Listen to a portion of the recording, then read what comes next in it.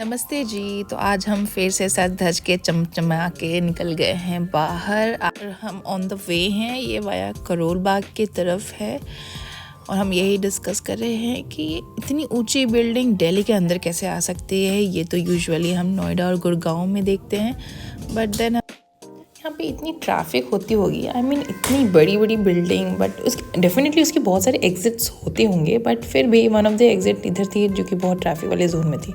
और मैं देखती हूँ कि मेरी बेटी यहाँ उछल कूद मचाए भी है रही थी और वो बहुत ज़्यादा एक्साइटेड थी डे आउट के लिए। और मैंने अपने आप को एक बार फिर से चेकआउट कर लिया और फिर हम सब बातें कर रहे थे कि आज हमें एग्जैक्टली करना क्या है अपने पिकनिक वाले दिन में। और हम चूँकि निकल तो पड़े हैं लेकिन हमने कुछ डिसाइड नहीं किया। मेरी सिस्टर इन लॉ थक गई और मेरी बेटी को मुझे दे दिया और मेरी बेटी like super excited to go out. हम लोग actually kind of picnic theme brunch करने निकले थे। Place is another than Sunder nursery. यहाँ पे हुमायूं टॉम है, डॉग पार्क भी है, पिकनिक टेबल्स हैं, प्लेग्राउंड स्विंग्स हैं और पूरा प्रॉपर चिल्ड्रन पार्क है। मतलब you can go and have fun all day.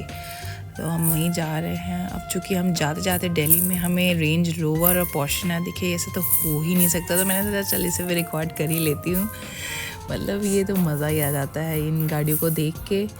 फिर हम ट्रैफिक में फंस गए और हम डिस्कस कर रहे थे कि क्या क्या कर सकते हैं हम वहाँ पे। मैंने कहा यार चलो तो फिर बताऊँगी।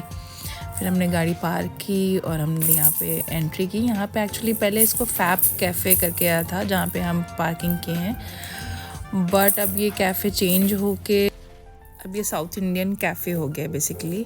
सो हम लोग जब जा रहे थे तो मम्मी बोलती ये देखो ये फूल कौन सा है, कैन यू सजेस्ट। मुझे नहीं पता, मैं कमेंट्स में पूछ लूँगी लोगों से कि बता दो भैया ये कौन से प्लांट्स है। मीनवाइल मैं अपने बेबी को देख रही थी कि she is actually enjoying and relaxing in this area, which is good बच्चों के लिए। और इनफैक्ट ना हम लोग के लिए भी बहुत अच्छा है, गुड स्केप है, यू कैन गो। और यहाँ पे आपको हर तरह के लोग दिखेंगे, सब चिल आउट करे। अब सिंस हम लोग वैलेंटाइन डे के दिन गए थे बर्थडे सेलिब्रेशन अपनी मॉम इन लॉक करने के लिए, तो थोड़ा सा डिफरेंट वाइब्स आ रहा था। सबके हाथ में रोजेस थे, तो हमने सोचा कि हम भी अपनी मम्मी को रोजेस भी दे सकते हैं। और मेरे हस्बैंड ने मुझे भी रोजेस दे के इम्प्रेस कर दिया, मतलब 2 in 1 बोल सकते हैं। फिर यहाँ पे काफ़ी अच्छा व्यू था, मतलब यहाँ पे स्वॉन्स भी थे, फव्वारे थे। तो मैं मम्मी को वही डिस्कस करी कि मम्मी देखो ये सब कौन से बर्ड्स हैं। तो मम्मी बोली थी मुझे तो आइडिया नहीं है। मैंने कहा कि ठीक है, तो फिर मैं कमेंट सेक्शन में पूछूंगी तो लोग मुझे एडवाइस करेंगे और बताएंगे कि ये कौन से बर्ड्स हैं। फिर हम टेबल खोजने की तलाश में लग गए। फिर मुझे मेरी सिस्टर ने बुलाया कि चल इधर आ जा, क्योंकि हमने एक टेबल रोक लिया है। टेबल जल्दी से खाली हुई है, हम फिर फटाफट उस तरफ दौड़ने लगे। मैंने कहा मम्मी जल्दी जल्दी चलो इससे पहले कि टेबल फुल हो जाए, बिकॉज़ यहाँ पे काफ़ी भीड़ थी। यूजुअली भीड़ इतनी होती नहीं है, बट चूँकि उस दिन वैलेंटाइन डे था इसलिए आई थिंक वो ज़्यादा भीड़ थी। और हम ये पूरा परिवार बैठ के कहती कर रहे थे कि यार ये व्यू तो अच्छा है, लोकेशन भी बहुत सही है, खाना अब देखते कैसा होगा। तो हमने ऑर्डर तो दे दिया है, अब वेट करते अपने खाने का। मीनवाइल मैं अपनी बेटी को चेकआउट भी कर रही थी कहीं वो परेशान तो नहीं हो रही, क्योंकि काफ़ी भीड़ थी और काफ़ी लोगों को वो देखते रहती है। कई बार वैसे तो वो रोती नहीं है, बट फिर भी यहाँ हम लोग डिस्कस कर रहे थे कि हम पहले भी आए हुए हैं when I was 5 months pregnant, तो तब का व्यू थोड़ा डिफरेंट है और वो कैफ़े भी डिफरेंट था। Then it was fab cafe, अभी कोई साउथ इंडियन कैफ़े हो गया है, I am not sure about the name. अब यहाँ हमारे आ गई गर्मा गर्म डोसा। वही मैंने बताया ना आपको, ये साउथ इंडियन हो गया। पहले यहाँ पे वेज नॉन वेज स्टार्टर्स सब कुछ बहुत अच्छा मिलता था, पर अब इन्होंने टिपिकली साउथ इंडियन कर दिया। बट एनीवेज जो हमने साउथ इंडियन भी खाया है उसका टेस्ट तो भाई लाजवाब था, मतलब यू कांट बीट दिस। मुझे तो बहुत अच्छा लगा इन पर्सन, बाकी सबकी अपनी अपनी चॉइस होती है। फिर हम बोले कि चलो पेट पूजा तो हो गई, अब हम एक्सप्लोर करते हैं सुंदर नर्सरी। फिर मैंने सिस्टर मेरी बोलती पीछे तो देख लो, तो मैंने कहा लो यार ले लो पीछे का व्यू भी ले लो। एनीवेज फिर हम जाते ही चिल्ड्रन पार्क एरिया है, यहाँ पे बहुत सारे झूले हैं, सीसॉ है, मतलब मज़ेदार आइटम्स है। अगर आपको खेलने कूदने में बड़ा मन लगता है, तो मेरा तो यार बहुत ज़्यादा मन लगता है। मतलब अननेसेसरली मैं कूदते भागते ही रहती हूँ बच्चों के साथ, बड़े मुझे इन्वॉल्व होना पसंद है। वैसे तो ये सब मुझे देख रहे थे कि मैं कर क्या रही हूँ। मैंने बोला कि मैं एक स्क्विरल को रिकॉर्ड कर रही हूँ, तो बोले लेके ओ यहाँ पे मतलब अच्छा काफ़ी वाइब्स थे। फ्लावर्स वावर्स तो लगे हुए, सीजनल फ्लावर्स जो बोलते हो आप, पिटूनिया, डेलिया, ये सब तो लगे हुए थे, जो टिपिकल विंटर सीजन के फ्लावर्स होते हैं। और मैंने सोचा कि तब तक एक आदमी आते पीछे से यहाँ पे बोलते कि आपका बॉटल गया, फिर मैं उसी को रिकॉर्ड करने लगती हूँ। मैंने कहा थैंक यू जी।